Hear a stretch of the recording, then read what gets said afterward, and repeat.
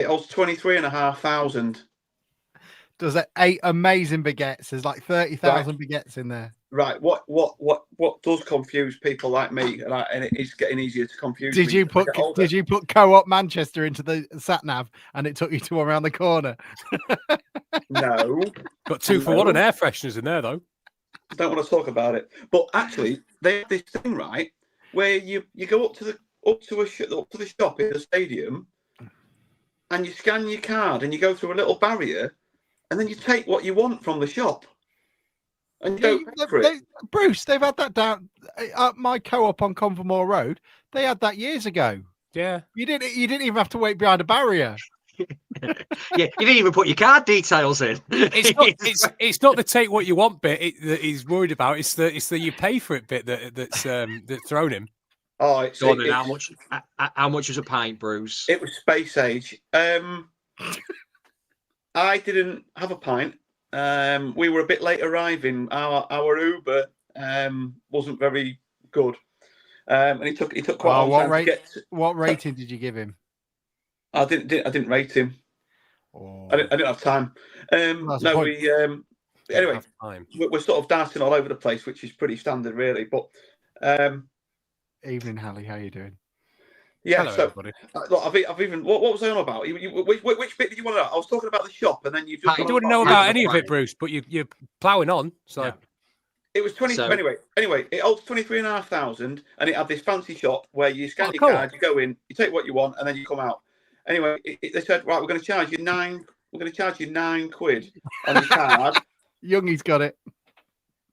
They charge you £9 on your card, but don't worry, you'll only pay what you spend. We got 2 cans of. I got a can of Pepsi. Claire got a can of soft drink, and we got a bag of minstrels, and it was £12.50.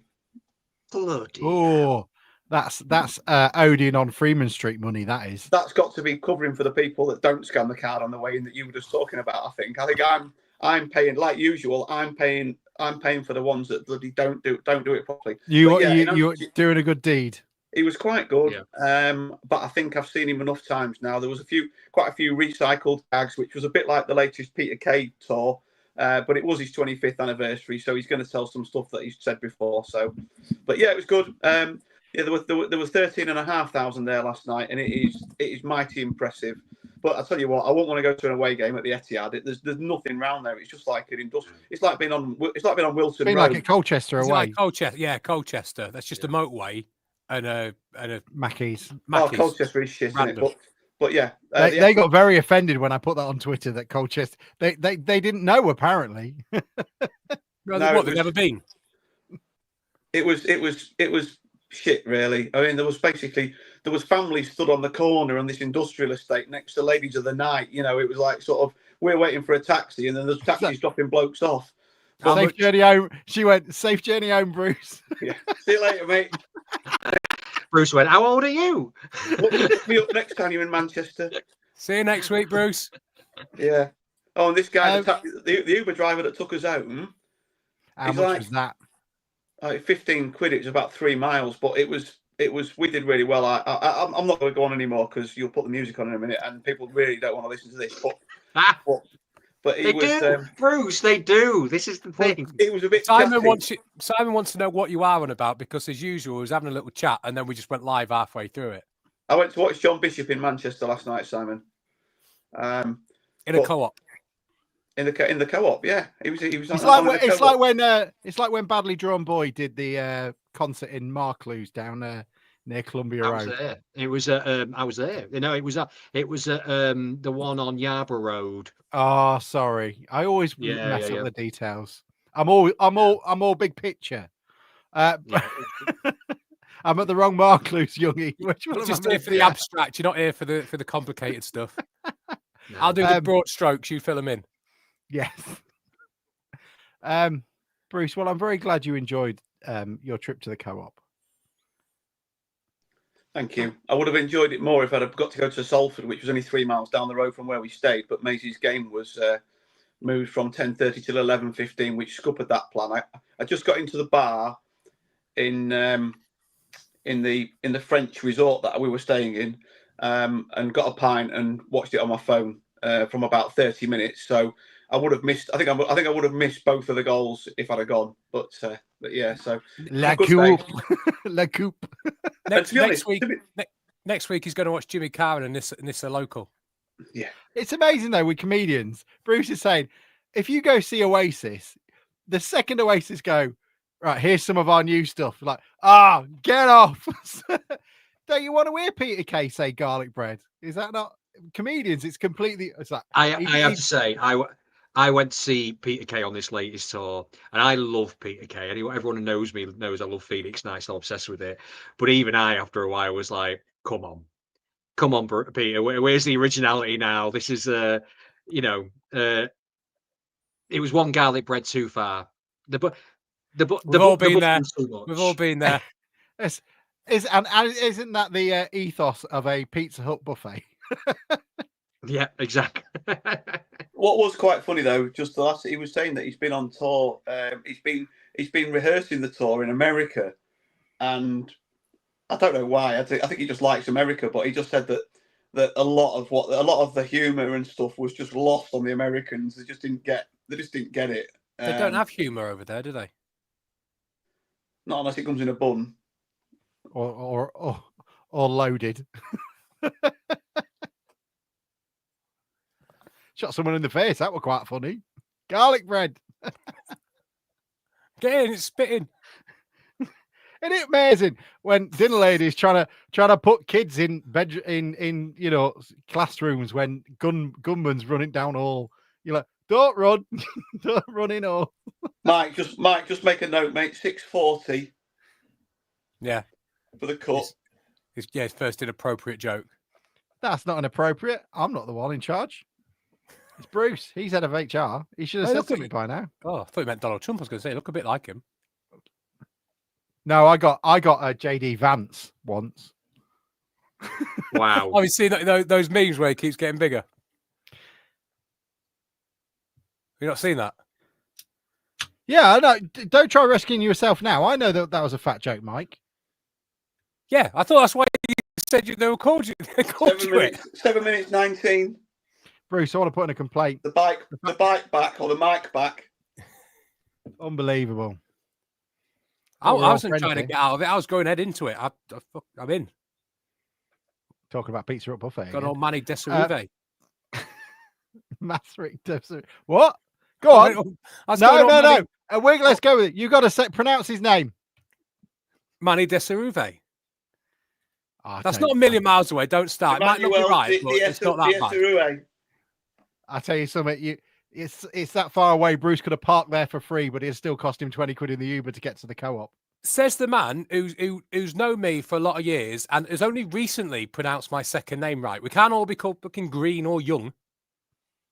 What's wrong with it? Why are you bringing Richard into it?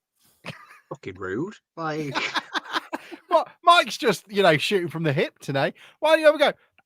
Mariner Halley says bus gone past with lights on. Why don't you have a go at them? Go on.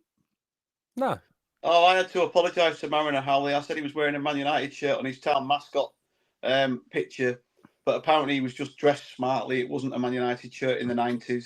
Is that what counts as smart in town in the 90s? He's wearing a Man United shirt. I called him out. Oh, I called him out. Supervisor job at Birds like that. Look at you with your sharp view cam. Yeah, I called him out and it was incorrect apparently. Although it does look very suspiciously Andrei Kanchelskis-ish. I tell you what, you were rich if you had Kanchelskis at the back of your top. That's rating cash, that is. I think that was the first time when Man United, that's when the game went, because Man United bought Kanchelskis on the fact of it £2 a letter. That was when they became the global giants that they are and a shit football team. And now we've got Svan Thorsen. Who's got very small lettering on his shirt, have you noticed? It cost me £26 to get that put on Maisie's shirt with a number. I'm quite surprised there hasn't been we should ask Scott, really. Has there been a diktat from above high? You actually have to call him Jason Daddy's Van Thorsen, just so we get the maximum amount of return on investment. Please welcome back. They stopped putting it on the when they do the lineups on Mariners player and stuff. They stopped putting the daddy in it because it doesn't quite fit. We've all been there. Oi, lads.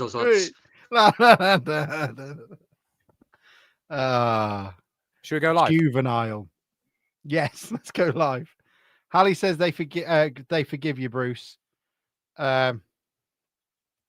Ruthie was shocked about how different Bruce looked when she saw him on his tour.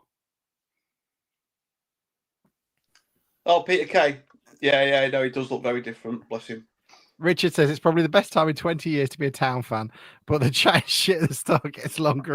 Richard, I'm gonna just be careful. I'm gonna bring you all back down to earth with how old are you today?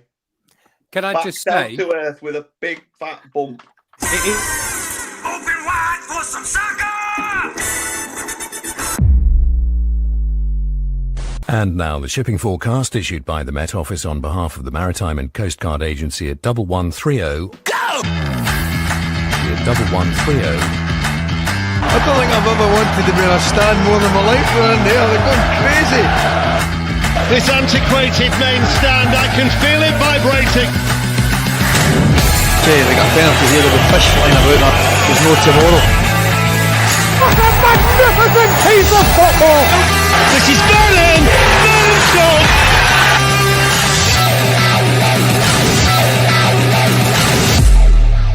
The supporters are invading the pitch because Grimsby Town have caused one of the biggest upsets in their history.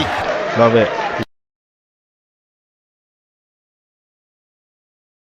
Good evening, everybody. Welcome to the DN35 podcast. It is lovely to have you along, even if you are being rude. As Billy says, I usually listen back on a Monday morning whilst working, but I'm not working tomorrow, so actually properly listening tonight. God, you lot talk bollocks. It's only 11 minutes in, Rich, and 50 seconds of that was a theme tune. Unbelievable. Tacklebury's defending us, though. Yeah, damn right. Thank you, Tacklebury. We come on here for the bollocks. Oh, hang on. Don't say that. I thought Bruce was adjusting his camera then. Gone are the days now with Bruce and his tight shorts and his questionable camera angle. giving it the Marilyn, the Sharon Stone leg cross out of Basic Instinct with them shorts. Jeans tonight. Jeans, full length. Was that your leg creaking or your chair when you did that? That was the chair. It was Thank not. It's Bruce, they're quite tight fitting, those jeans. What, at the front? Well, okay, yes. I mean, testicular contusion is a terrible thing for everybody to go through. So, you know. HR, Bruce. HR. Yeah, HR. Just goes to him. Me and Bruce have been caught on a Coldplay concert having a hug. Well, it reminds me of, Mike Bassett, where the head of the FA saying to Mike, just slot it under the door. And he's got that bit of carpet where it goes under. That's Bruce with HR complaints. Oh, there's one here from Laurie McMenemy. I have actually. That's what he calls it. From Tom. See that's that? What he, yeah. See that, lads? That's an industrial shredder. Is it? Well, but funnily enough, Laurie McMenemy is what Bruce calls his penis. Right, off we go. What, it was his best in the 70s? Yeah. Does anyone want to go? Very good. Does anyone want a dinner in McMenemy's? Absolutely not. Right. Can you lot talk about the game that you watched yesterday, please? Well, I missed the first goal because it took ages for me to get to old Gay Paris. Mike, Youngie, hello. You were there. You saw it in great detail. A consummate professional performance. Annoyingly, Carl Robinson didn't go completely mental. So if anyone has seen, if you haven't, please go check it out. For some reason, the people at Salford thought it was a very good idea to publicize this piece of halftime team talking from Carl Robinson when they lost to Bristol Rovers. And he goes apeshit. Absolutely. Well, if you've seen him in that documentary, he goes apeshit a lot of the time. He was. Can you not remember? He was head loss of the week last year, wasn't he? Yeah. And he's done all right this week. 30 seconds in. It was probably us that stopped it. I think he's seen that from last year and he thought, you know what? I can't cope with that sort of shame. I'll wind it back in a bit. Yeah, we're here to improve football. Yeah. That's the whole point. I reckon if he was a 10-year-old, he'd have had at least 5 schools by now. Old Asbo Carl. What was it? What was the school in Grimsby where you used to have to be sent like we just can't keep running? Phoenix House. Yeah, Phoenix House. Half on fire. He was very animated yesterday, wasn't he? I saw you put a tweet out flapping. And Yeah, he was a flapper. Up and down. There came a point I was genuinely concerned for him. I wasn't. I hoped he'd have flapped and taken off. I hope they'd have found it on top of Spinnaker in Portsmouth. That's how far we can believe you have no genuine concern. No, not really. Not for him. I did have concern for our poor disabled fans who had an absolutely appalling view yesterday. Shocking. More bars than Louth. Unbelievable. And it's not as if it's a 50-year-old stadium, is it? I think I remember from the documentary they built quite a lot of that from new. So it's... Hallie says my mum threatened to send me to Phoenix House a few times. Evening, David. How you doing? Oh, I thought he meant Louth. Louth. We'll send you to Louth. And I like Louth. No, Louth's good. There's no. Well, that's because there's like 35 pubs and nothing else to do, Bruce. You're absolutely fine. There's a cinema. I tell you one good thing from yesterday. We only had 3 close-ups of Paul Scholes, and I think it was David Beckham. Usually there's about 10, isn't there? Well, David Beckham wasn't there. There was no David Beckham. I'm pretty sure it was David Beckham sat next to Paul Scholes. Mate. It wasn't. There was a man who looked a bit fancy. He was not David Beckham. It was a slightly attractive man, Mike. That's what it was. It weren't Doug. It weren't Doug. Where is Doug nowadays? Are you missing him? It's very difficult to miss anybody when we're this good. There you go. Seamless. Why did you put your arms out? I don't know. I'm practicing to be a host. He was dreaming that he was the Kate Winslet to Doug's Leonardo on the front of the Titanic. Oh, I can't wait to go to McMenemy's. Oh, right. Surely you can Photoshop that Mike and Doug on the front of the Titanic. Well, I randomly tried to do it through AI, but all it did was just Mike with Doug's haircut sexually assaulting Harvey Rogers. You picked the wrong person. Apparently, I'm a big fan of Harvey Rogers now. Paint me like one of your Scouse girls. I'll link it back again. Just in a moustache, a perm, and a shell suit. The way they're playing, I'm in love with all of them. Oh, Mike can try. Billy says, poor Dougie is not getting a sniff while Warren continues to play like he is. Yeah. Who would have thought our best centre-back was a right-back and our best right-back was a centre-back? Takes vision, that. Brilliant stuff. Brilliant stuff. I thought, to a man they played, and slightly annoyingly, I did put it as a tweet, so it shows I'm not copying him, but I thought Dara Burns yesterday was absolutely outstanding. He was phenomenal. There's lots of players that can take plaudits from yesterday. Obviously, Charles Vernam, you know what he's going to do. He's going to cut inside, and you can put as many men on him as you want, but it will do nothing. It was absolutely brilliant. Great to see Evan Corey get another goal, 4th of the season so far. The Mariners are 2 wins away from having the same amount of wins as they did in the 2009-2010 season. And I'll have a look and see how many goals there are as well, because the Mariners are putting them away. Salford did put up a good challenge, and he's not here, but Christy Pym, 3 or 4 excellent saves. Mike, what was your takeaway from the game? Well, I'll try and string it out for a while until I pick up the courage to disagree with you about Burns. But I thought it was a pretty professional away performance. I thought it was fantastic, actually, from the minute they started. You go away to Salford and you know you're going to come under pressure. That's why he dropped Walker and went for the 2 more defensive midfielders in there. But 38 seconds on the clock and we're 1-0 up, and you're thinking, well, you know, we've got to have a go at last week. But that settled us down really, really well. If you get an early lead, you can ease yourself into the game. I thought they had some decent chances, but again, away at home at Salford, who like to get the ball forward quickly and get into your final third, then that's going to happen. But I thought we coped with it really well.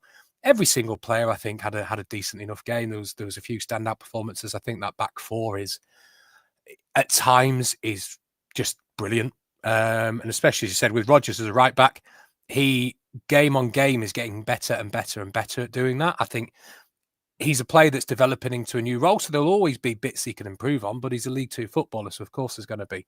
But Warren, again, was absolutely outstanding. I think he won 100% of his aerial duels. And again, Salford are not an unphysical team. So to have that stat as a right back learning how to be a centre back and doing very well, then that's great. It's difficult to keep banging the drum about Charles Vernon, but I put something out yesterday that I might be biased, but I struggle to see a more influential and effective attacking player in this division than Charles Vernon at the minute. If you give him the ball in some space, and the key bit this year is you've got players up alongside him, so it's not him against two people sort of doubling up on him, stuff just happens. If you just give him the ball 15 times a game, he's going to create you 5 decent chances and probably score a goal. And to have that outlet is just fantastic. So hopefully we can keep him fit. But again, all over the pitch, they were fantastic. I thought the only two slight issues I had is there was twice Warren got caught out a little bit, trying to be a little bit too clever, clearing some things up, trying to retain possession, and that went into one of their lads having a chance, but it was a great save by Pym. And I think Burns on the ball in the first half, he improved second half quite a lot, but I think first half he wasn't having a great game on the ball. He was doing an awful lot of off the ball work though, which may have had an effect to that.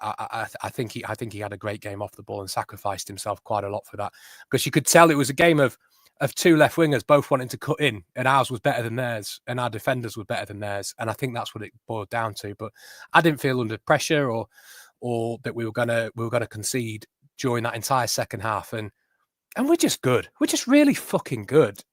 And that's I've been thinking about it since yesterday. That's all I can think is we're just really fucking good at the minute, and it's brilliant being a Town fan.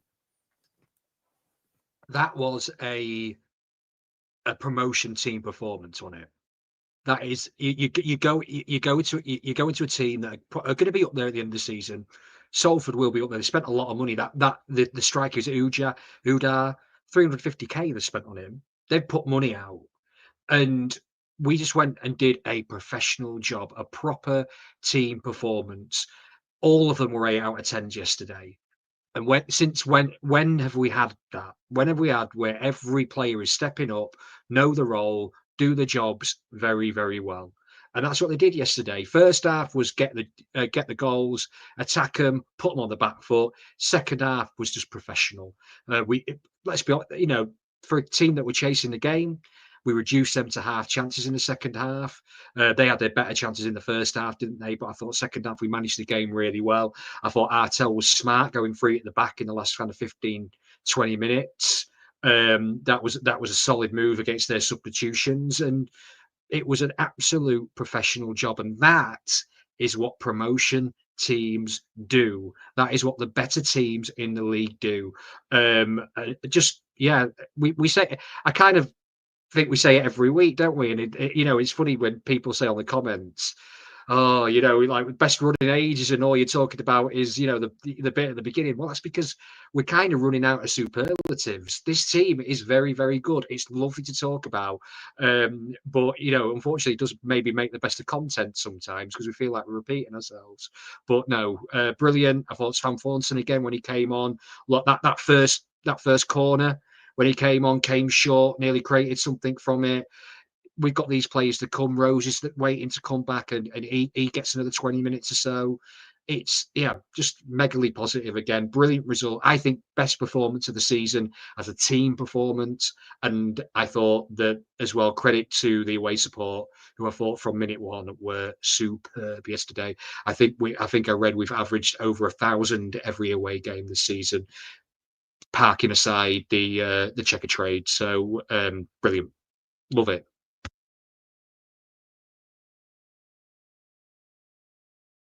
Yeah, I thought it was great. I hope we really don't put anything together really for Tuesday night.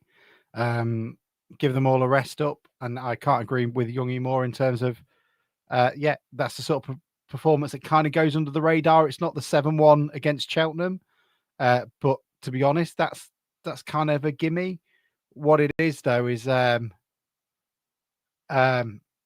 assume Mike is changing everybody's name.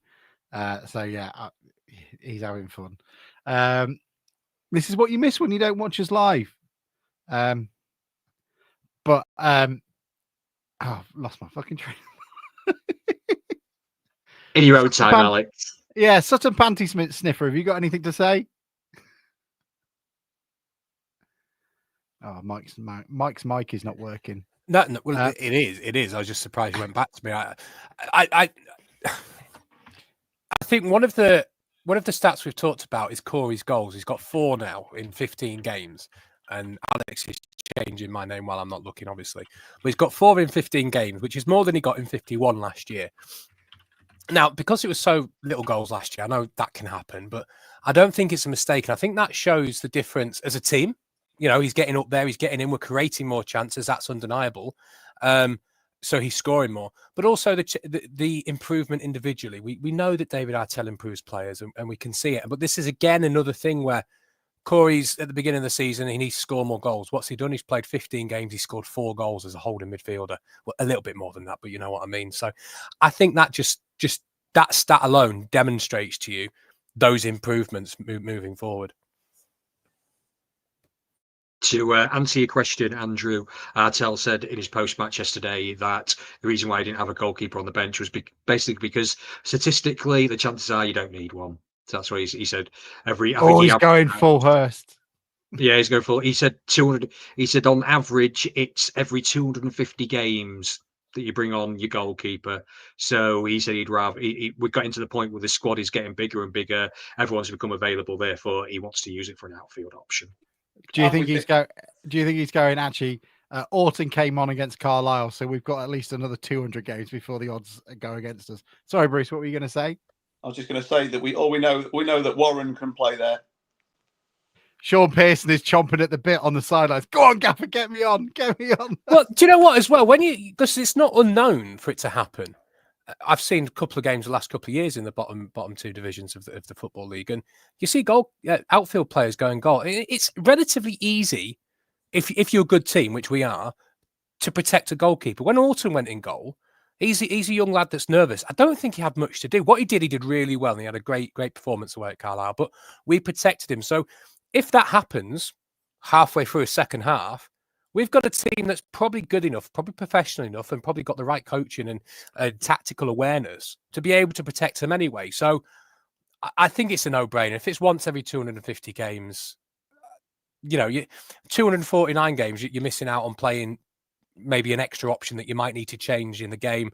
And, I've got one less centre-half or one less striker. And that's a bigger issue, I think.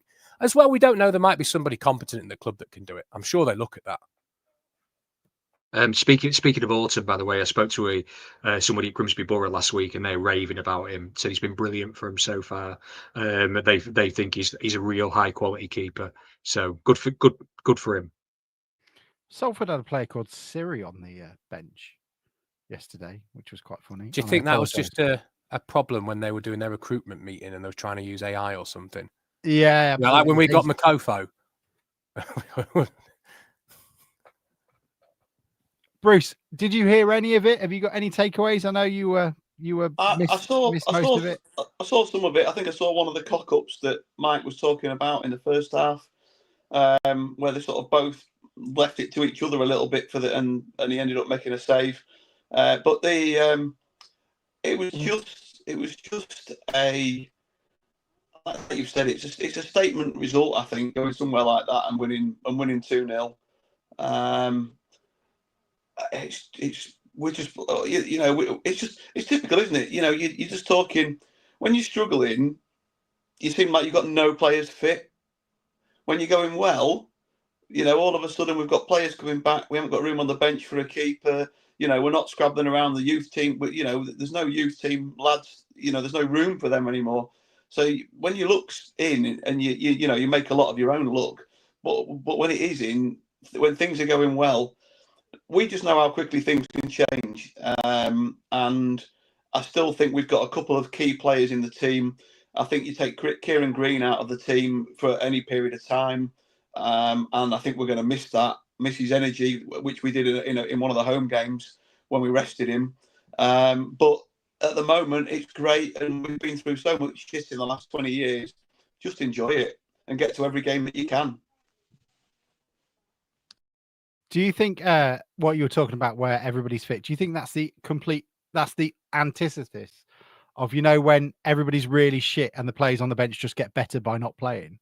It's kind of like the complete paradox of that. I don't know. It's Alex Hunt syndrome. Yeah, Alex Hunt syndrome. I bet he would be brilliant in the moment. I mean, that goal he did score was amazing. You're saying that when we're winning 4 and 5-0, we'll all be going, yeah, well, if Gilsden was playing, it would have been 6. And we've got to start thinking about goal difference. So that's the sort of stuff we've got to start. Well, everybody that'll be on a Sam take. He won't watch this back. Let's mark the date that when he starts talking about goal difference. Well, let's go to Aaron, who's keeping it light by saying, I'm dreading every day in January. That is the Grimsby thought of it all. That's absolutely what you think. Oliver, we do have the best goal difference in the league by a long way. Andrew says when he's not there, we miss Green's heading ability up front, amongst other things. I think that's one of the things we would miss when Harvey Rodgers comes out of the team as well, because he somehow finds an extra inch and a half to beat everybody at the back. He's a brilliant header of the ball. How was my mate McJanet yesterday? Yeah, he was very solid. Very solid. I mean, he had 1 or 2 things in the first half, I think, but the second half he pulled out an outrageous bit of cover defending when they were through on goal.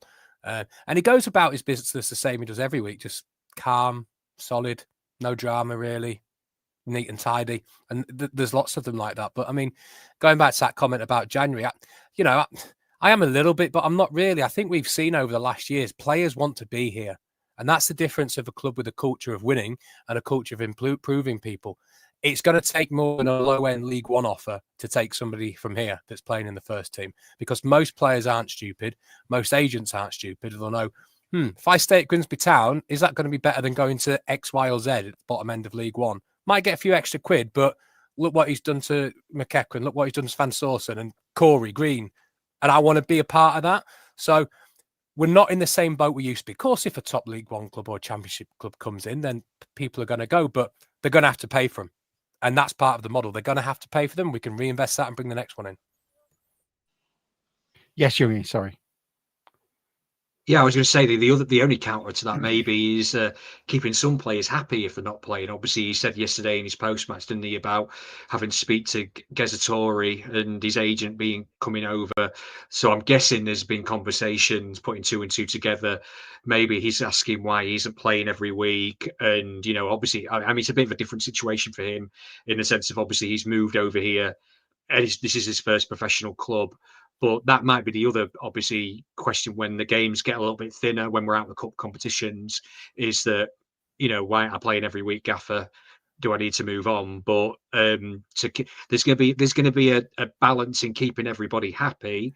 But saying that, we saw last season when legs were getting tired, we didn't have legs. We didn't have players ready to come in last season, did we? And this season, we do, hopefully. And it's an easy sell, isn't it? By just saying, look, Europa League next year, after we've won the League Cup, there's going to be lots of opportunities for everyone to play. But to be all seriousness, Giza just isn't at the right level at the moment. We saw him perform pretty well against, was it Shrewsbury, where he was pretty impressive? Shrewsbury, yeah. But the other games, he hasn't been at that level. So that's a pretty easy conversation to have, saying, look, he's here. We want to. He needs to show his ability. There's a lot of fighting for places, and he's going to have to up his game. And I understand, a bit like Jason, where it takes a bit of time to get into that fitness. I can't imagine the team he was playing for in the Faroe Islands was a full-time team. Correct me if I'm wrong, but that takes a while. And we were also talking about Jason. What was it about Jason that he'd never played on grass before? So it was buggering up his hamstrings because he used to playing on plastic pitches. Probably the same, but the bits and flashes we've seen of Giza, he has been a 6 out of 10. And the team are performing at 8 out of 10. And we've been talking a lot already about Salford, and we haven't even mentioned McEachran. With Tory as well, I think something that maybe goes on the radar. He has been away a couple of times with international teams and probably missed. By the time he comes back next time, he'll have missed maybe 6 games in the season. So that doesn't help him, and that's not his fault. He's of the standard he's playing international football. That's fine, but also I think he's got to be aware if you're here for less, you're also in the most competitive position in the team, I think, with probably our strongest couple of players, then that's going to be an issue. But Youngie's quite right. It's going to be difficult to keep players happy. David Artell will know this, an experienced manager. He's been a player And he speaks about this a lot, about honest conversations. Now, if you take that Walker decision yesterday, if you're having a conversation with a player and you're explaining why, and I think it's perfectly reasonable. I think I said on Sunday that he'll drop Walker and bring Corey in. If you have that conversation, say, look, we're going away to Salford. The battle's going to be in midfield. That isn't. You've got lots of skills, but that isn't your sort of ideal role. Stand that, and they'll say, yeah, that's right. So I might play next week instead of Corey when we're at home and we're dominating the ball, and he wants two further. Yeah, it's different forward. strokes, isn't it? So as long as you're having those proactive conversations and you're not being a dick about it, footballers will probably be all right with that. And Artel's spoken about that a lot, about his career, how he was not spoken to, not told reasons why. And I think he's the sort of bloke where he'll say, this is why I'm doing it. If you disagree, we'll have a conversation. But if those conversations are honest and truthful, then there's going to be plenty of games, and I think players you become the dickhead if you're not going with the common sense, are you? Other thing quickly to put on before I go to Bruce, because I know you was trying to talk earlier, is also big thing. I thought Artel was getting a little bit prickly about playing against physical sides. Salford in Carl Robinson's mould are very much a physical side. He called them a get up and at 'em sort of team. Agricultural is another way of describing it. All that money for long balls and set pieces, bit of a waste of cash in it. But we stood up to that test pretty well yesterday. Bruce, what were you going to say? We've got 11 of our players out of contract next summer. Fuck's sake! Who are the 11 though? And I would say I think we might have options on a few that are not listed. Is Montel Gibson's contract finally up? Yeah, we've he's going off on BL's scooter into the sunset. Vernham, Svan Thorson, soon's up Bell. That's not the sunset. That's the glow of Conoco.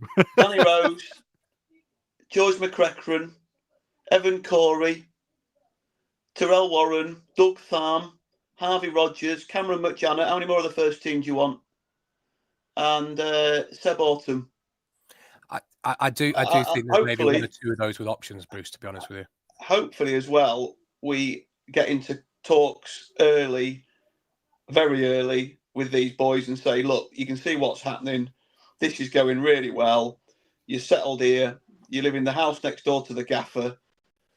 What more could you want? The town are going up, and do you want to be part of it next season in League One?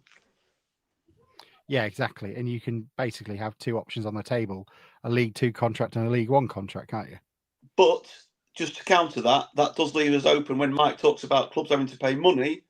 We're not going to have that strong a hand when their contracts are up in the summer. Again, on some of them, I think you've got to start nailing some of them down. But I do know one player that we signed this year, I do believe has an option that wasn't. Look at him being all cloak and dagger. Soon's up Bell's got an option, hasn't he? That was he said that, didn't he? I seem to remember that Van Thornton might have an option as well. See, I think I seem to remember when we signed him, it was like 2 with a view for a third. But yeah, there's a lot of players there, and obviously I agree with Bruce. It's got to be hopefully looked at earlier. But yeah, Richard makes a good point. Absolutely, we started negotiating November last year with some players. So the one thing the club have been very good at in recent years is getting on top of it. And I think definitely if you can get at least like 3 or 4 of them in early negotiations, it's a great start in it. It won't be the same as it was before. When we're offering Hammond, less than we offered him in the summer, and we're not giving Carl Magny 35 quid or whatever it was, travel money and stuff like that. It won't be for a lack of the players here having a decent option from us in front of them. We won't just let them run it down. We'll try and be proactive. We'll give them what we think they're worth.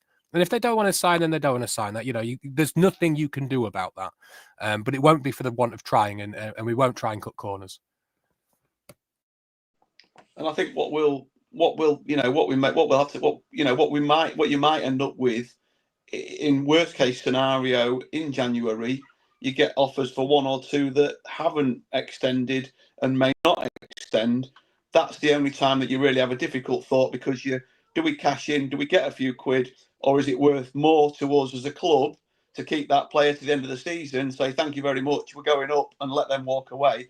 So it's going to be an interesting time though with the contracts. And just when you were talking about January, and somebody posted about January, I just thought I would have a look. So that there is a bit of work to be done, but I trust them to do it, and do it like you say, to the best of their ability.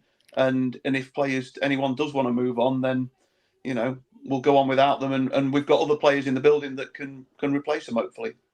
And David's just put what I was going to say. Look, you can look at opportunities elsewhere, and it doesn't always go well for you, even if you are the lead assist scorer from last year, and fall on your arse in the last sort of 10 games in the season. You could go to a pretty small club and turn up to be mid-table, rank average. And I tell you what, Sweeney is by far and away, on the current evidence I've seen, by far and away an upgrade. He offers so much more and is so much better defensively. He might not get the numbers Denver gets, but Denver got the numbers he got for at the expense of others. He had a bit of a purple patch. That was it. Because when it came to the end of the season, just think of every one of those corners that didn't get beat the near post. That was all I can remember now of Denver. It's just didn't. Yeah, sorry. Sorry, I was just saying. I mean, I remember on this, us having a chat on these podcasts in the last few months last season. The problem was a lot of the time everything went through Hume, didn't it? Everything. The ball was a lot of the time. Get it to Hume. Let's see what we can do, and look at the difference now. We've got players all over the pitch that can create things, even from centre back. That's the difference. We got stopped so many times, and it was usually one of two things. Put a man on Denver. I think Swindon did that. I can't remember. Somebody stopped Denver getting the ball, and we just fell to pieces. Or McEachran. Now, as you say, Youngie, we've probably got 3 or 4 different ways to do that. Even if somebody does that, so we've moved. To you do it, don't you? You put 2 men on McEachran. Vernon's then you've got free. A fair man somewhere else, and that's what we've got now. Instead of that, we've got 2 options. Well, we've got 5 or 6. You stop us doing 3 or 4. We've still got 2 more we're going to do. So it's all about reducing the options that they've got to stop you, and that's what we do now. There's always different outlets. AM19 says Hume's assist masked his inability to defend. He caused so many goals against us. Absolutely not what some of the fans thought he was. Yeah, maybe there's a bit of revisionism in some what people are thinking, but he absolutely went through a purple patch where he was the best player in League Two without a doubt. He's kind of gone back to the average again. Yeah, all very good. Couple of games coming up. I mean, I was just trying to work it out, but we actually got into a half decent conversation then, looking at who we've got to play, and we've played more teams in the top half of the league than we have in the bottom. And actually, the question I was going to ask is, Bruce, March 17th, Fleetwood at home. Have you already started your Findus warm up for it? Have you sort of started stretching your calves out already, getting ready to run along the line and not have to track back to abuse Denver? I've sold my seat back to the club. They'll make a fortune on it that day. Is that disgusted? No. He might not be there, mightn't he? He might not be there. I might not be there. I might be on the beach by then because the town are promoted. Bruce, we're going to cut this up when Bruce gets hit by the number 3. Bruce has been sent on a scouting mission to scout Eastern Europe destinations for next year.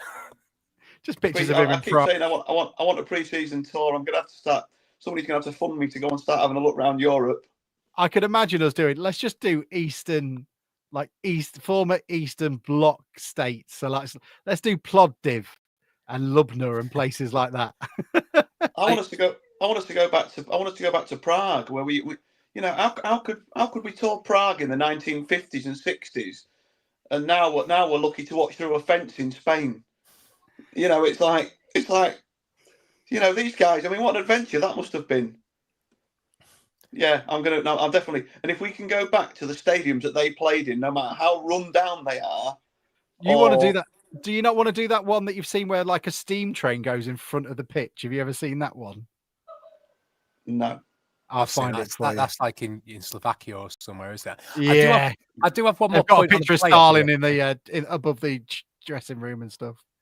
I do have one more point on a player from yesterday. I don't know if we've moved on, but I just think, I know we talk about him a little bit, but I don't think we give him the credit he probably deserves, and that's how good Christy Pym is as an addition to this team. I think he goes about his business calmly, professionally, makes saves, Sam. But I think you can see that has by the way, Sam has now started. starting to try and poke the bear on social media, saying I'm the voice of reason and positivity. It's like, I'm sorry, I've got about Sam. Yeah, he's been taken over by Chinese AI. When I saw Jazz Mariner agreeing with him, I thought you're on the wrong, but you're on the wrong trick here, Sam. Bloody hell! It was like the other week when me and Youngie and me and several other people were disagreeing about this. We've got a problem with physical team sort of argument we were having, and he was agreeing with me. I started thinking I might be wrong. But the thing with Pim is, I think not only does he do that, I think you have seen the result of that confidence spreading throughout the team. No point now are we worried about what's going to happen with the goalkeeper. We've had 2 years of fairly okay keepers, no more than that. And we've always been worried. It's been unsettled. And now you can see a back five, including the goalkeeper, that is comfortable, does its job, and is comfortable with what everybody else is doing. And I think that's really, it's touched on, but I think it's a massive part of why we've been so good, because we have that confidence and it comes from Pim and it goes up the field. Look, I've got to ask this. MJ Jackson says, not that one, says, watching Sam struggle with his suitcase after the match was hysterical. He took a suitcase. That's so Sam. Was it because he'd just come back from his tour? Okay. It was probably a picnic basket or something. Probably like an 8-piece picnic set. Do you think it's a Fortnum and Mason hamper? It's probably full of Auntie's lunches from the time that they spent apart. Do you think... I can't. Do you know what I was going to say? But I can't judge. I've got a 4-wheel suitcase, but I could imagine that as he's sort of like walking down the front of the stand. He was there though, wasn't he? Get through the turnstile. Can you get fit through? Oh, you could just see them, can't you? He's all his Y fronts ironed and stuff. And they're dirty ones as well. These are the ones he's come back with, and he's still eyeing them. I bet his socks have got the days of the week written on the toes. Oh, leave him alone. At least he was there. Yeah, true. And he usually is. In fairness, he usually is there. If you want to join in with the worst game show in Podland, grab yourselves a pen and paper and keep listening. We don't even know which one it is. Sell it, mate. You sell it so good. Bruce, what are we doing? Because I'll be honest, I got bored. I didn't put anything up. HOYA. Okay. No, that's wrong. It's ready. You've got until Alex calls it, but I would say about 10 minutes. What school did you go to, Yogi? Wintringham, come on! Where did you go, Alex? I went to Western. Set 5 for English, darling. Caister Yarborough. Caister. It's still like Phoenix House t-shirt. Come on. I was too bad for Havelock. Tuesday's come at the right time, I think, because we were saying about all these players coming back. Usually back. Comes right after Monday, doesn't it? But it's a great opportunity to actually play some players that need some football, and there's probably about 6 or 7 starting from the Vel and things that'll have a great opportunity to get some football. So that's that'll be interesting on Tuesday. I know some people don't watch it and what, but it'd be interesting to see. The idea that Danny Rose is in a second 11, though. That's how good we are. We've got a second 11. Yeah, and we can play basically 11 without youth team players. But are we allowed to, though? Don't we have to only make a minimum amount of changes to the starting? Well, I think it says that you're meant to keep 4, aren't you? But I had a look at I thought about this, and I had a look at Donny's last game because they played Everton under 21s, and they made 10 changes. It's for the match day squad, though, isn't it? Oh well, that's keep him on the bench. I wonder if that's another reason for him not putting the keeper on the bench. Then goes actually, there's a few more changes I can then make on Tuesday. Well, I think you'll have Sunset Bell, Rose, Fansauce, and Lavelle. There's 4 that have been involved to start with. Yeah, Walker will probably play. Walker will play. There's 5. Yeah, so it's going to be a team that you'd think I'll have a go. That's not too far off a team that would do all right in League 2. Not one you'd want for the season. Is this right? The right back hasn't played yet, has he? No, so he'll play, won't he? And they'll put an Noah in and the young lad Graham, who looks about 55, bless him, because he was really impressive against Bradford. So he'll probably play. Oh yeah, it's Bradford. Staunton will play. Are we just going to get out of the cup again? Because I quite like that we've got a total disinterest of this stupid cup. And I'll be honest, if you're a visiting fan listening to this because you've got nothing better to do on a Sunday, welcome. But if you're one of those fans that goes to those games, Lincoln City, that's one of the reasons why I can't really get on board with Hannah's quite in the WhatsApp group. Hannah's quite pro Lincoln City because she did quite a lot of work with them with St. Barnabas and stuff. But one of the ways I can't see them being other than plastic is the fact that they are fully on board with the idea of let's have a competition that allows Premier League youth teams in through the back door, and still are, amazing, incredible stuff. If you please don't go, because we haven't talked about it that much, and there seems to be a bit of a softening around it. This tournament was not amazing to begin with, but there were improvements that could have been made to make the Auto Windscreen Shield a lot better. But it is a back door for under 21 teams to come into the league, and it's an opportunity for them to push it. I saw Simon Jordan saying we're closer than ever to Premier League 2 on old Talk Sport. So it is a real thing that you can't keep softening your attitude on it and keep going. And you can see exactly how it peters out. You've got Sheffield Wednesday, poor Sheffield Wednesday, fighting for their bloody life. And you got like 6 of them making the pitch invasion, and everybody else are going, "Oh, I'm not doing that." I was so annoyed. Surely, if there's a town, a city that understands about being solidarity and standing by your man and your fellow comrades, it's fucking Sheffield. They're like, no, you're fucked. There's your £1,000 fine and your 3-year ban. I'm not going on. I'd rather watch the club go to the wall. That really annoyed me. You're doing all this boycotting, and it's a really good cause, fully behind you, and you've every right to feel this way. But 10 or 11 of you run on. And I'm thinking, you've all got to go. Make your point. And like, oh, well, you might get a fine. Like, they can't fine 3,000 of you. They won't fine 3,000 of you. But if 10 of you go on, they'll get fined because there's 10 of them. So so I know it's Chef Wednesday, but just fucking follow them. And David Riley says, fuck Whitfent, he loved it. Enough said. So there you go. Pro Cup, Pro Fenton. Yeah, just see Ollie Johnson's point as well, and Artel mentioned it in his post match that they're going to go for a vote this year to go to five group games. How ridiculous! How utterly ridiculous. Yeah, they're going to set these rules about 4 players that must start in each game, must be involved in the squad, and they want to play 2 extra games already on. And we play more than the Premier League does anyway. We play more cup games than the Premier League teams do. We certainly do. Yeah, we certainly do. They don't have private chefs, private masseurs, all this crap. Flying to games, Don't have 2 coaches parked outside the main stand. Yeah, I remember Artel saying in the last round as well that it's this competition that's been set up for the under-21s for the Premier League. Yet on international week, most of the decent under-21s are off on international duty, so not even theirs. It's not even players that are going to be playing in the Premier League. They're going to be nowhere near it. I'm fed up of having them postponed because the other team doesn't have enough players. You've got 3,000 younger players. You can find 11 of them, but you're postponing because you've got under-21 tournaments. Oh, fuck off. It's the Dean Henderson thing as well. When we had him here, we had to play Sean Pearson in goal, which Bruce reminded us of just a couple of days ago, because he was off on England under-21s duty, and we had to play Sean Pearson instead when Macca got sent off. Mad. Absolute shite. Don't support it. Don't go. If you want to do something worthwhile, why don't you put your money into somewhere like Harbour Place or St Andrew's Hospice if you want to go instead? And Bruce will do 30 versions of How Old Are You in replacement.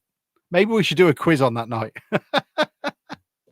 Bruce, do you want to do your game? Anybody else got anything to say? We've got quite a tough set of fixtures if anybody wants to touch on them for a moment. We've got obviously Colchester coming up, who aren't all that. We've then got also big win yesterday, though, didn't they? Scored 6 yesterday, didn't they? Yeah, who did they play though? Chesterfield. It was a decent enough team. Chesterfield are a funny side, aren't they? Hilarious. They're doing all right in the league, but they've been absolutely battered about 3 times. Absolutely hammered. There's no one yet in this league, and this might change. It might change with MK Dons because of the amount of money they've spent and if they get going properly. But there's nobody in this league from past years you've gone, oh, they'll be up there. They're right. They'll win the league, or they're one of the top 3.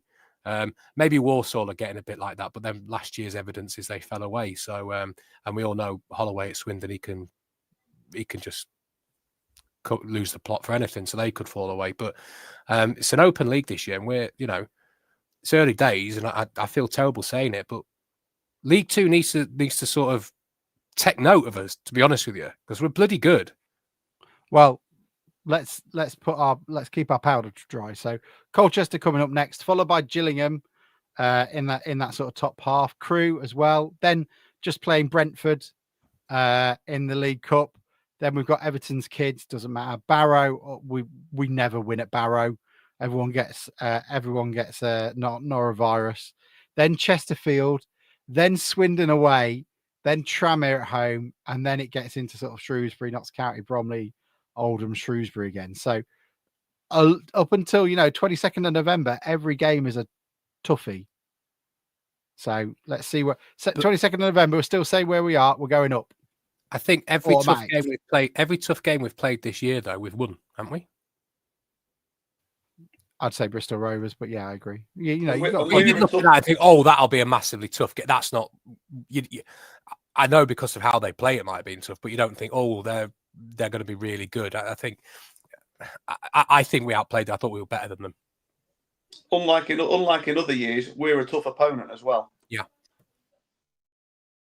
Yeah, that's it. We're a tough game for them as well. People will be looking at us now, and you only hear it from. We've already had several managers say, and even I know that Barnett battered us, but Barnett's manager after the game even said, "Look, we think Grimsby are one of the best teams in this league." So it's we're on people's radar. Let's not undercount that. I think people in football know that this team is a very good team. I think we've gone over the crossover from teams that play us now will be more concerned about stopping us playing than they are about dominating or impressing themselves on us. I think you'll see for the rest of the season, if things carry on, it's more about how do we combat what Grimsby do, as opposed to how do we do what we do really well. And last year there was a lot of us that there weren't really. There was two teams I remember that went out and actually stopped us, and you could see them do that. But the rest of the games we lost, I think it was just we were the worst team. But I think this year they're going to be worried about us because we've got good players that can play a couple of different ways. And if they don't do well, there's 4 or 5 on the bench that can come on. Yeah, I think you'll see a lot more teams happy with a point at Blundell Park this season. And when was the last time that was a thing? Maybe the conference years. But I think you'll see a lot more teams that will not be very adventurous when they play us at home. How old are you? How old are you? How old are you? How old are you?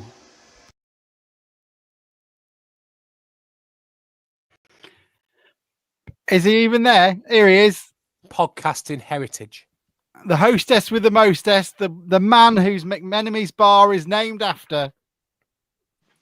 Right, you've all been far too bloody cheerful for my liking tonight. How old are you? Is a 2008 9/9/10 special this evening. Here he goes. Here we go. Right. If you want to play along at home, we will stop halfway and you can let us know how you're getting on. We're going to start Alex, Mike, Youngie, and then we'll move round as normal. Idea is, remember, you've got to tell me how old that person was on the occasion that I mention. That's just the sound effect when anybody's watching. At the end of the game, it's the person with the lowest score will take this week's title. We're going back to the 8th of August 2009. The games do dance around a little bit depending on how I felt about them. Barry Conlon put us 1-0 up at Cheltenham.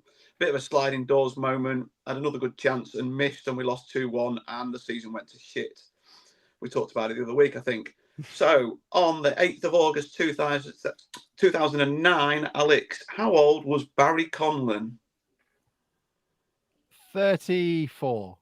34, says Alex. Michael? I think he was he looked 57. But... I think it's deceptive. I think I remember this from a while ago. I think he was 31. I think he was younger than he was. You going 31? I'm going to say, I think you're right, Mike, but I'm going to go for the 20s. I'm going to go 29. Oh, 20 what? Sorry, Richard. Bastard, Youngie. Right, 29. Mike, it's not your turn. Sorry, Richard. 29. Okay, Barry Conlon was 30. So, Alex, your 4 out puts you on 4. Mike, your 1 out puts you on 1. And Youngie, you're also 1 out on 1. Go 30. on the 25th of April 2009, we all travelled to Bournemouth. Some of us in fancy dress. I went as Banana Man. We lost 2-1. Nathan Jarman, was it? Put us in front, I believe. And we lost 2-1.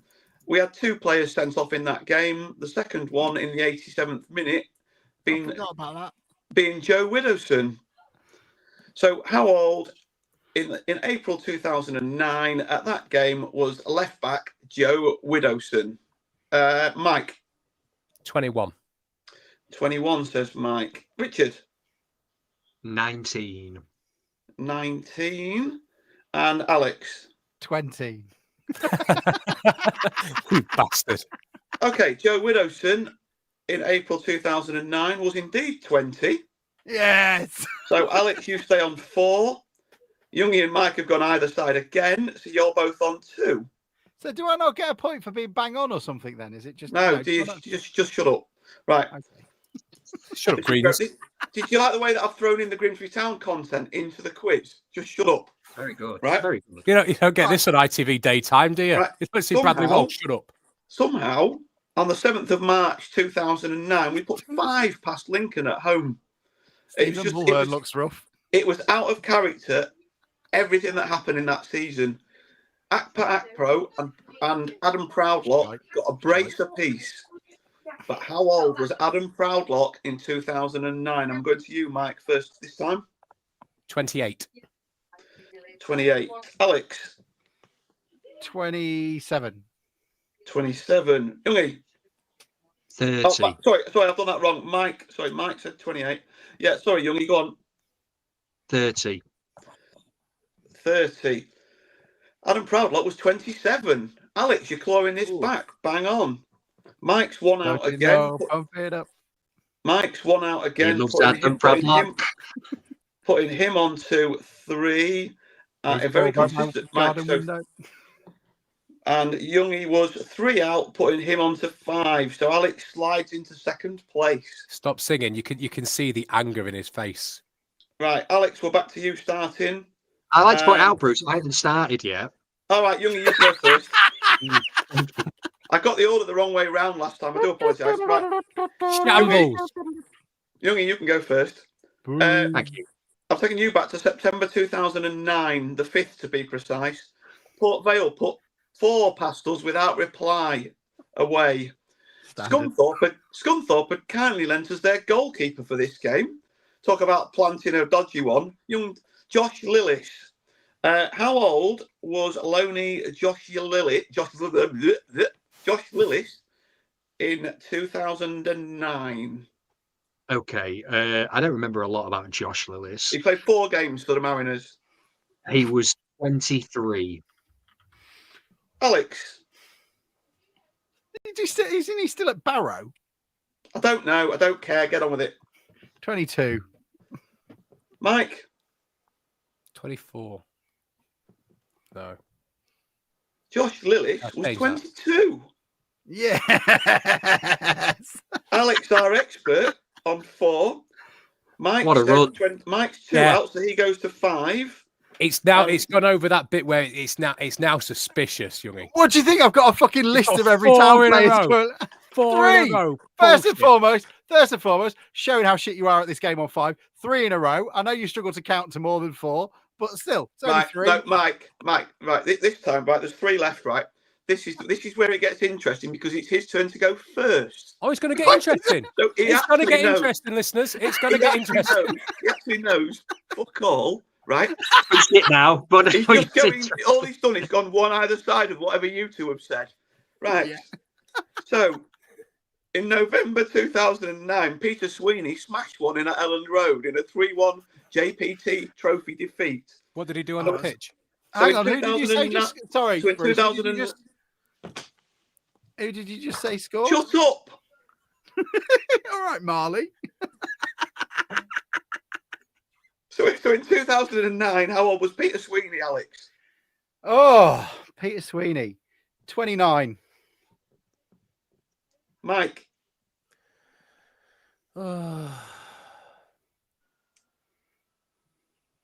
27. Richard? 28. I will go 26. Fucking hell, he'd have a rough paper round, wouldn't he? Right. Can't have been Peter Sweeney was in fact 25 when he scored at Ellen Road. Jesus. Alex has had first go and doubled his score. Yeah. He's moved on to 8.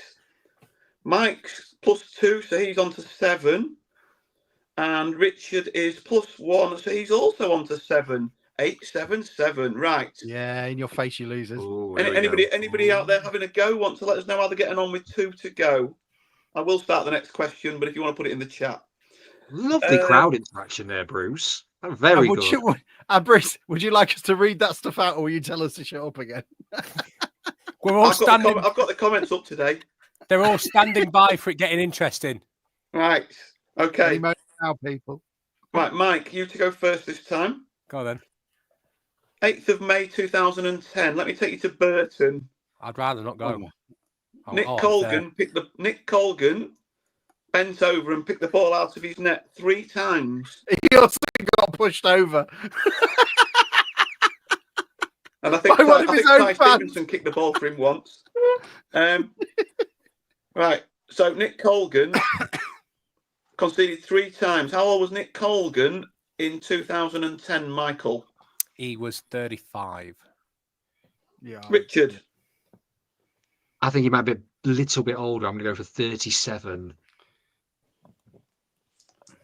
We know what's coming here, don't we? Go on, Alex. 34. Oh, no. Okay. I think he is 36, but you know. If you'd have stuck with your traditional tactic, Alex, you would have been. He was indeed 36. So you're 2 out, putting you on to 10. Yes. Mike's 1 out, putting him on to 8. Are we going to have to go check back that Bruce's maths is right here, by the way, with if he's worked out how old they were on a certain date that year? Oh, sorry, I thought you were doubting my adding up now. Right. Oh, no, I am, but I'm also doubting this as well. And Youngie said 37, which puts him on to 8 as well. So Alex is right, the last round. So what's the scores, Bruce? Do these count as double, Bruce? Alex is on 10. Yeah. Mike's on 8 and Youngie's on 8.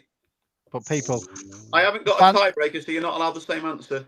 Fans of me, you know, we had a good run at least. Remember that purple patch we had in the middle of the season? Hey, we've actually got some responses in the chat. You're like Walsall. Tackleberry's on. Tackleberry's on 10. Did you not see that thing earlier where they said these guys bleed red? Yeah, they do. Don't we all? Right, how are we going to decide who's going first? It's Youngie's turn, isn't it? I think. But yeah, in the same order that it's always been. Okay, that's fine. Okay. I'm moving on to better opportunities, Oliver. I like a little bit of jeopardy in the final question to make it interesting, but actually it's quite interesting already. We're going back to Bournemouth, and Chairman Fenty was chaired off by some supporters as we lost 2-1 and stayed in the Football League. Fucking shoulders. Chaired off, I tell you. We just had the worst season in the club's recent history, and the chairman was chaired off. How old was Chairman Fenty in April 2009, Richard Young?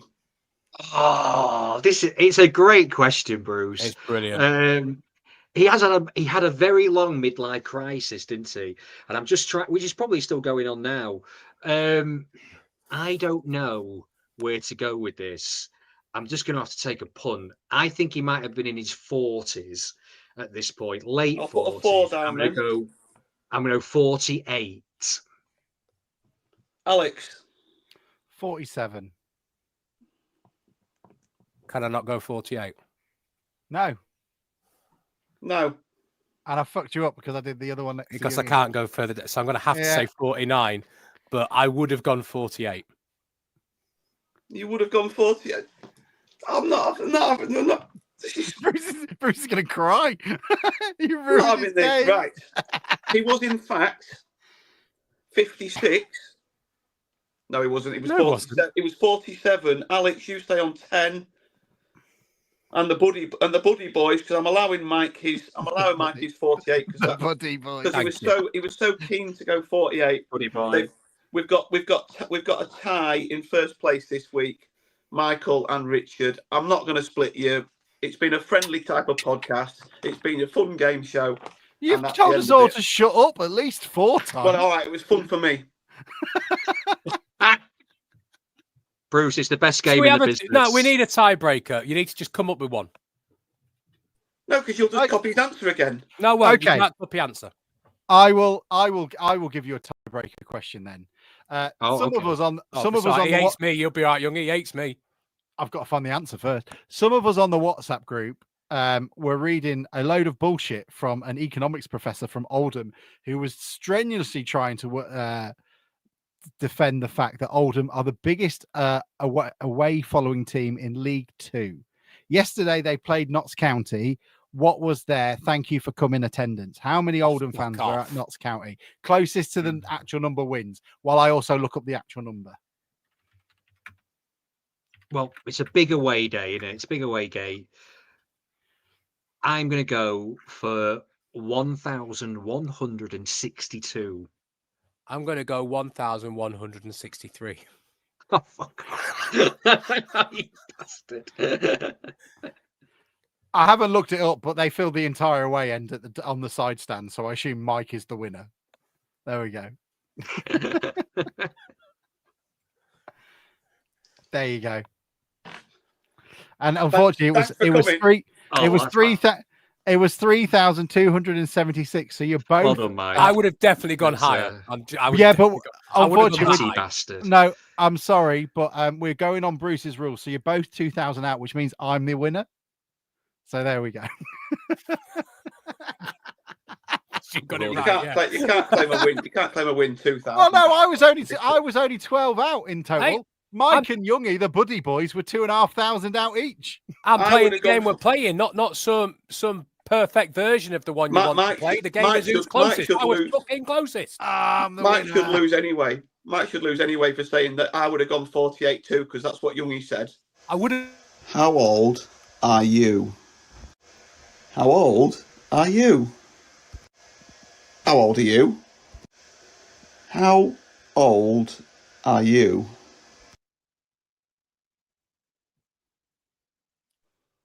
I would have gone 48.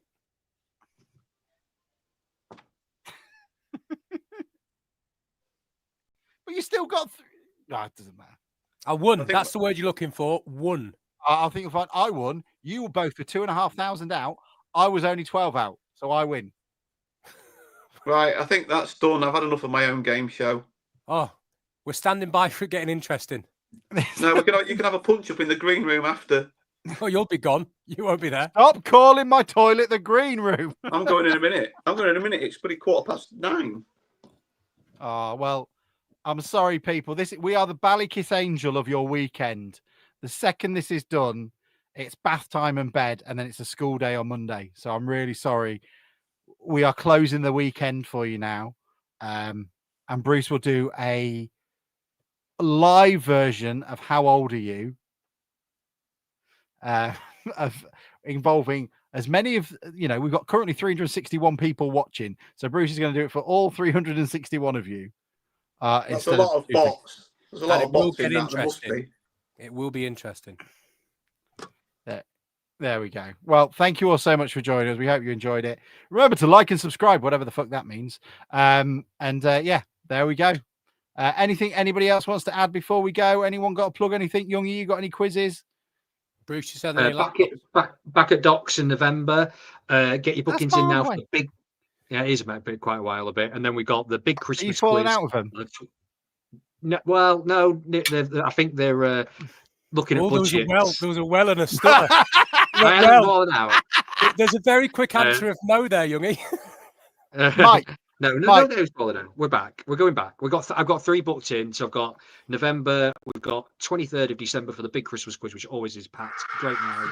And then in between Christmas and New Year is the big fat quiz of the year. Bruce is celebrating like he's just seen a goal going. Bruce, breaking news. Right, I don't condone gambling, right? But I've had a I've had a 7-fold bet today, £2.50 to win 28 quid, right? 6 of them have come in, and a minute ago, just before How Old Are You went live, I thought it was going into the 89th minute, Sporting at home to Braga, and I thought, don't be greedy, and I cashed out on 23 quid because it was a 1-0 lead to Sporting. Martin, and they've just conceded a 96th-minute penalty. How gutted would I have been? One thing you can always be sure 23 quid down. Premier League always has late goals. I'm now up to over £70 from some free spin money that I got before the season started, and I haven't spent a penny of my own money. That's nothing. I got free KFC yesterday. Went to the drive-through. It was for 4 kids and us. So we were. It was the party. It's the party bucket. 37 quid. It's not cheap. And we got to the window, and the bloke said, "We don't have any beans left." So I'll just give us some more chips. He handed it over. He says, "Right, mate, thanks very much," and left. And we, that was the end of the transaction. See you later. Couldn't see us for fucking dust. So if you ever see any, dust still spraying around Stonehenge, it's me getting out of Solstice Park service station ASAP. There we go. Why didn't you say this at the start? That's like banging content. Yeah, I'm sorry, mate. It really was. Do you know what? I'd have been disappointed if I paid for it because it was all tiny little bits as well. Really disappointing. KFC's not as good. I think it's gone downhill. I'm going to say it. It's not as good as it used to be. Is this our when we're all in a retirement home? Just going KFC. You'll never know, kids. Oh, I dreamed of a KFC when I was a lad. When I were a lad, St James's chippy were £1 for pie and chips. It's now £25.50, or as those on the right wing would say, €25.50. 25.50, you lucky bastards. When I was a lad. Bruce is looking like a member of the IRA about to be interviewed about a crime. I'm just off to get a pillow and a quilt.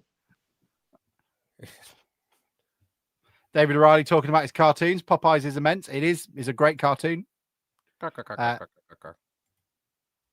with that, that's good. That's good, Alex. Very good. That was Mike. That was Mike, not me. That was his. Sorry, Mike. Anyway. I can do. What's the punch? I can do the Punch and Judy one. There's only 2 things I can do. That's the way to do it. That's the way to do it. There you go. And with that, goodbye. Open wide for some soccer! And now the shipping forecast issued by the Met Office on behalf of the Maritime and Coast Guard Agency at 1130. Go! At 1130. I don't think I've ever wanted to be in a stand more than my life around here. They're going crazy. This antiquated main stand, I can feel it vibrating. Say, they got a penalty here, there'll be fish flying about that. There's no tomorrow.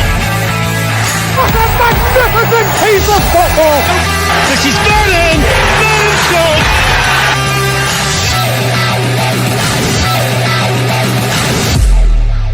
The supporters are invading the pitch because Grimsby Town have caused one of the biggest upsets in their history. Love it.